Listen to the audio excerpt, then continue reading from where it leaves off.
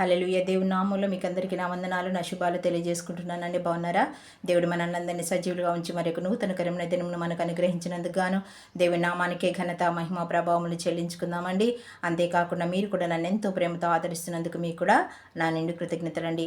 ఈరోజు మన వాక్యం ఏంటంటే దేవుని యందు మనము విశ్వాసము, నమ్మకము కలిగి ఉండాలన్నమాట. అపనమ్మకము, అల్ప విశ్వాసము, అనుమానము మాలో మనలో లేకుండా దేవుని మనము అడగాలన్నమాట.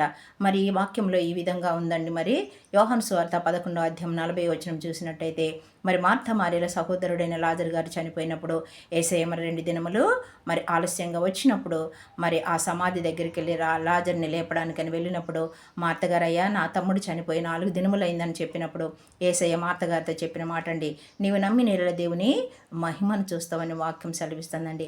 అవునండి, దేవుడే గొప్ప దేవుడని, మన దేవుడు సమస్తము సాధ్యపరచగల తండ్రిని మనం ఏం చేయాలంటే దేవుని యందు నమ్మకం ఉంచాలి. నమ్ముట నీ వలనైతే నమ్మువానికి సమస్తం సాధ్యమని వాక్యం సెలవిస్తుంది. కాబట్టి అంతేకాకుండా మనం అడిగినవన్నీ కూడా పొందుకున్నామని మనం నమ్మాలంట. మనం ఎన్నెన్నో అడుగుతాం కానీ నమ్మకం, విశ్వాసం మాత్రము మనం కలిగి ఉండం. కాబట్టి మన దేవుని లేఖనం సెలవిస్తుంది అనమాట, నమ్మితేనే దేవుని మహిమను చూస్తాం, నమ్మితేనే గొప్ప కార్యాలు చూడగలుగుతామని వాక్యం సెలవిస్తుంది అనమాట.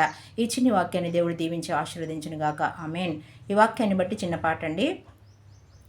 నిన్ను నమ్ముటచే నాకు భయము లేదు, నిన్ను నమ్ముటచే నాకు కొరత లేదు, నిన్ను నమ్ముటచే నాకు దిగులు లేదయ్యా, నిన్ను నమ్ముటచే వెంబడించుటచే ఏ భయమో దరి చేరలేదు, దరి చేరరాదు, నిన్ను నమ్ముటచే నాకు భయము లేదు. హల్లెలూయా.